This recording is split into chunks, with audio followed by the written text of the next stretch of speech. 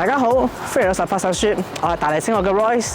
今日啦，我哋就嚟到 UNSW 同埋 UNSW Global 嘅嗰個 campus。咁啊，呢啲 campus 就係離開 Sydney City 咧，大約係20分鐘車程到嘅啫。咁其實佢哋個 main campus 啦，同埋嗰個Global 嘅嗰個 building 啦，即係佢 foundation 嘅 building 啦，都係隔一條街度，所以其實所有嘢咧都好集中。咁啊，大家睇到其實佢哋呢個 campus 咧係一個比較喺斜坡位嚟嘅，咁所以就佢哋有分到比較特別，就係一個 lower area 啦，同一個 upper area。咁啊，今日啦就會睇佢哋即係唔同 faculty 嘅 area 啦，例如佢哋嘅 business 啊，同埋佢哋唔同engineering 嘅嗰個 building 嘅 faculty 嘅。咁啊，都會去睇佢哋其他學生嘅即係用到嘅 service 啦，或者係佢哋其他嘅 study area。咁啊，係咯，我哋一齊參觀下，即係呢個 UNSW 啦，同埋佢哋 Global 嘅嗰啲 facilities。大家好，我係大地海外升學嘅 Grad 仔，今日帶大家嚟到位於澳洲新南威爾士州悉尼嘅 University of New South Wales 新南威爾士州大學 UNSW。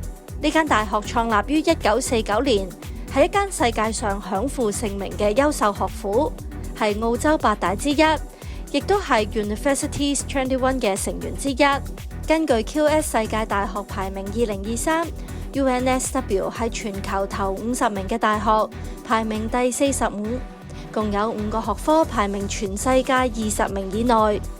其工程科系更加係喺世界範圍內有極大嘅影響力，而且佢嘅畢業生職業前景相當明朗，喺畢業生競爭力方面嘅排名係全球第29，可見 UNSW 係一間卓越嘅大學。其知名校友包括前澳洲總理 Scott John Morrison、墨爾本大學校長 Glyn Davis、悉尼第一位女市長 Lucy Turnbull、2004年奧運競走銅牌得主 Jane Suffield。I think back in first year, like before first year when I was deciding which university to go to, I think I was more considering the environment first, so in terms of country. So I think I decided on Australia because the weather was really nice and I just really loved the environment. So I was focusing on applying for Australian university. Then like between all the Australian medical school, I was debating between like different like Sydney or Melbourne and stuff. So I think in the end I chose Sydney because it was a lot similar to Hong Kong, so I think it would be really easy for me to accommodate. Then I was looking into like all the Sydney University, and then I really love the vibrant community from UNSW, and also like how they have a lot of like a really structured program and also a lot of support from the program as well, so that's why I chose UNSW. Doing medicine is definitely really stressful, but I think it was really helpful that there's a lot of program available in the school. For example, there's a lot of peer mentoring program, and also there's a lot of seniors that I can go to for help.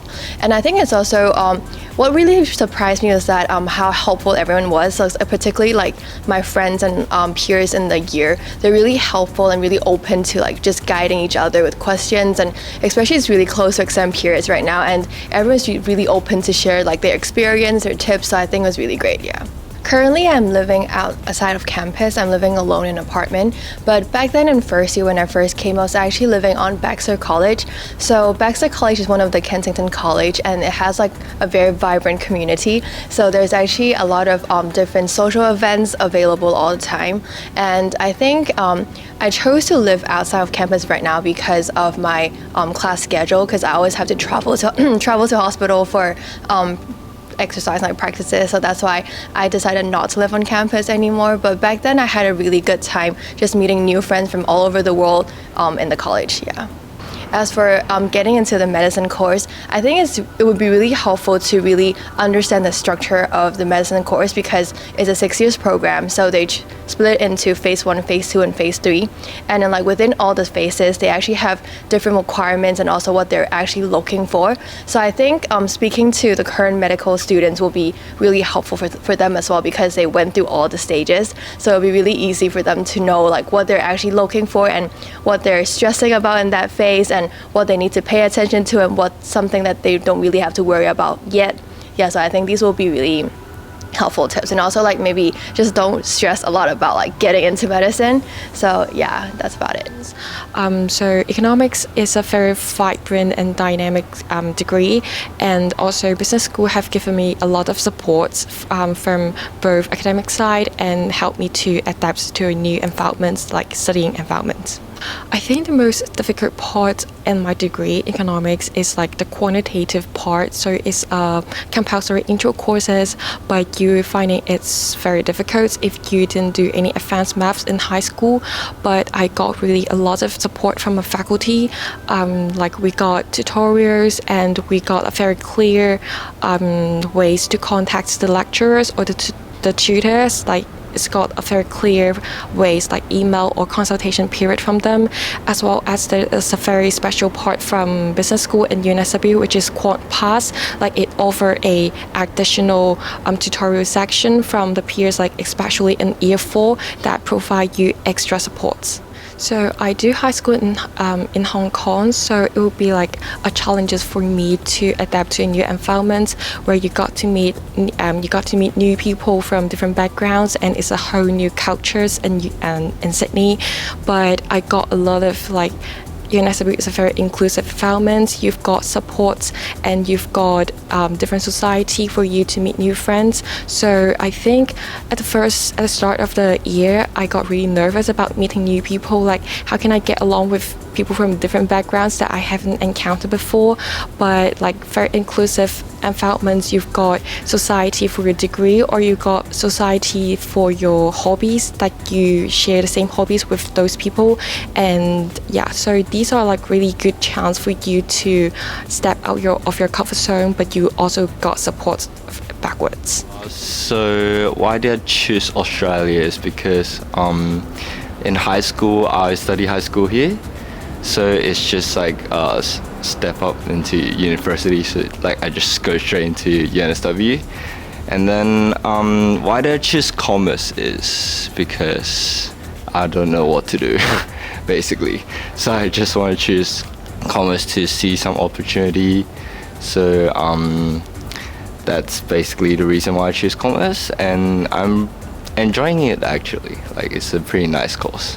Why UNSW is because it's like a nice environment, obviously, and then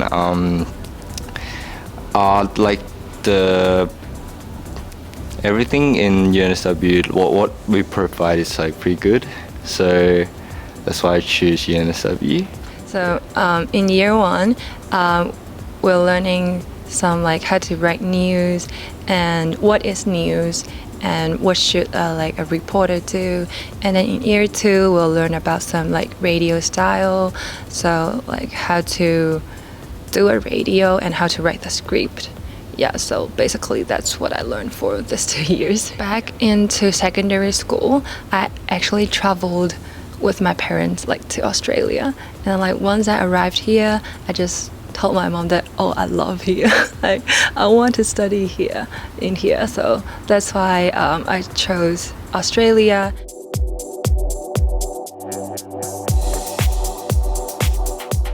咁呢度啦就係 UNSW Global 嘅 facility 啦。咁喺呢棟 building 入邊咧，學生咧就有佢哋嘅嗰個 student service 可以用啦。咁係佢一個 one-stop shop 嚟嘅。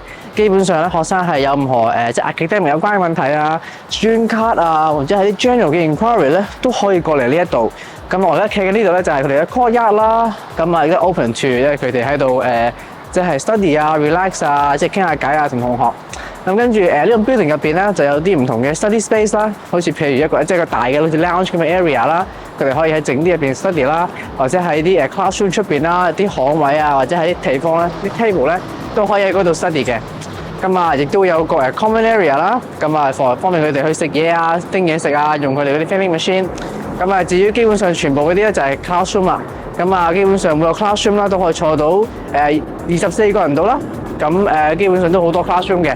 咁啊，所有global 學生嘅嗰啲 classes 啦，通常都喺呢度上，除非可能有其他可能 chemistry 啊，或者係bio其他 lesson 咧，佢哋就去 main campus。咁啊，呢度咧亦都係佢哋自己嘅嗰個physics 嘅 lab 嘅。咁啊 global 啦都可以用，咁個就專係 for global 嘅。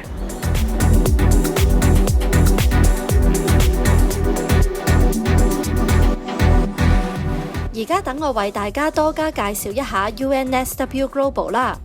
UNSW Global 係 UNSW 嘅聯繫機構，位於 UNSW 嘅悉尼 Kensington 校園入面，為學生提供 foundation， 即係基礎課程。佢嘅基礎課程直接同 UNSW 聯繫，由大學開辦同埋管理。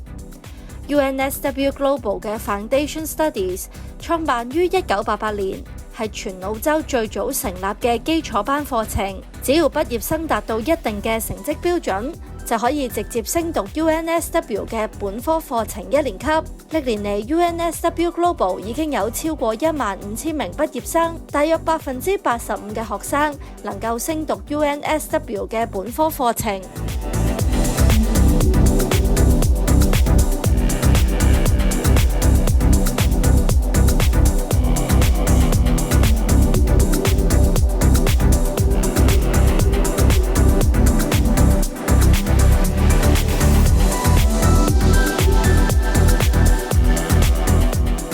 UNSW Global 提供幾種唔同年期嘅基礎課程，由4至15個月不等，適合唔同程度嘅學生報讀。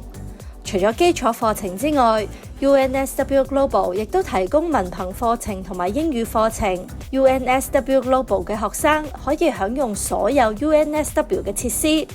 小班教學嘅政策亦都能夠提升學生嘅學習質量。導師更加能顧及每個學生嘅需要同埋學習情況。此外，亦都有好多唔同類型嘅獎學金俾學生申請。連同而家起緊嘅 Canberra City Campus，UNSW 共有6個校區，包括主校區 Kensington Campus、Paddington Campus、Sydney CBD Campus、Canberra Campus 同埋 Regional Campus。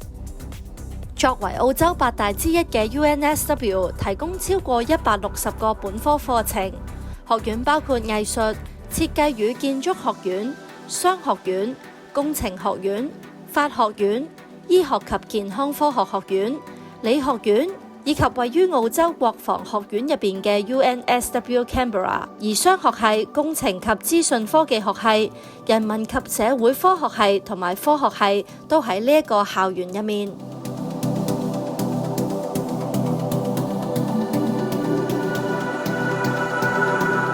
UNSW 作為國際間嘅知名院校，對國際學生嘅支援都相當足夠。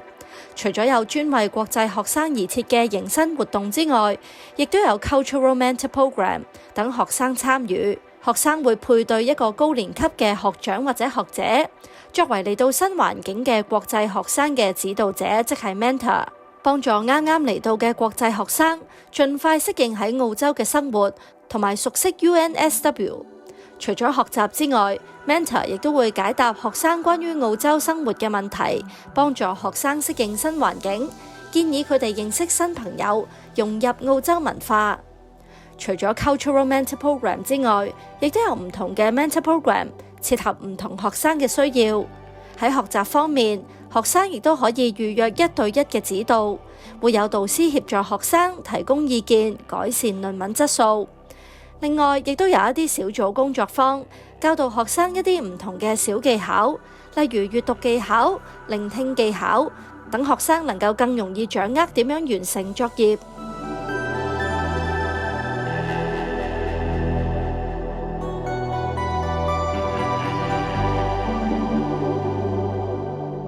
咁我哋今日啦就參觀完 UNSW 啦，同埋 UNSW Global 嘅佢哋嘅 facilities。咁啊，首先講一講下 Global 啦。咁其實佢哋嗰棟 building 咧就好 straightforward 㗎啦，就係其實學生啦，主要係讀個 foundation 嘅話咧，就基本上會喺晒嗰度上堂㗎啦。入邊有齊佢哋嘅 classroom 啦，跟住有 student service 啦，有咩問題可以過去問啦，整佢哋嘅 student card 啦。咁其實佢哋睇到最大咧，基本上係佢哋應該係嘅 business 同埋嘅 engineering 啦。咁佢哋咧 engineering 咧都分好多個唔同嘅嗰個叫做field 啦。咁佢哋自己咧都有佢哋自己嘅嗰個 facility 嘅。咁啊，好似譬如 electrical 有自己㗎啦，跟住energy technology 有自己㗎啦，咁啊，跟住mechanical 啊 manufacture 都有佢哋自己嘅。咁所以咧，其實就分咧叫做即係比較specific 啲啦。咁啊，學生咧主要就係去翻佢哋嗰啲 building 咧嗰度上堂得㗎啦。咁同埋好多佢哋啲 classroom 啦，亦都有佢哋嘅 workshop 啦 area 啦，方便佢哋去做即係佢哋嘅 project 啊或者上堂嘅。尤其是佢哋嗰個maker space 就係歡迎嘅學生啦，有時間咧就可以過去即係做佢哋 project， 用佢哋入邊嗰啲儀器。咁啊，至於 business 啦，亦都有佢哋嘅嗰啲叫做 lab 啦 ，iLab 啦，咁就係用一啲data 啦去做即係可能 stock market 嘅嗰啲 research 啊或者 studies 嘅。咁啊，都係比較強啲嘅佢哋嘅一個 subject，咁啊都比較 popular 啲。咁啊，你都有睇到佢哋嘅即係個 design faculty 啦，就係好多唔同嘅係，好似譬如architecture courses 啊，或者係 design courses 啊，都同 engineer 一樣啦，有佢哋自己 workshop 啦，同埋 machine。咁啊，都今日啦都睇咗佢哋即係好多唔同其他嘅 services 啦，好似譬如有 library 啦，有佢哋嘅嗰個 village green 啦，即係佢哋嗰個比較新啲嘅嗰個 outdoor area 啦，for 佢哋玩 sport 啊，或者想做啲咩 competition 啊，都可以喺嗰度即係 book 嘅。咁啊，亦都有佢哋嘅嗰個叫做the nucleus 啦，即係 student hub。咁啊，學生咧就係如果有啲咩問題啊，需要啲咩 consultation 啊，都可以入去即係 check in 啦，跟住就去即係攞飛啦，去問佢哋問題嘅。咁啊 student card 啦，亦都喺嗰度攞。咁啊，如果大家想知道啲關於即係 UNSW 或者係 UNSW Global 嘅資訊啦，歡迎嚟到我哋大地海外升學揾我哋嘅顧問去攞多啲資訊。咁啊，如果大家中意睇呢條片嘅話咧，就記得 like、comment、subscribe 去我哋嘅 YouTube channel。我哋下集再見啦，拜拜！有海外升學問題，即刻 WhatsApp 大地啦！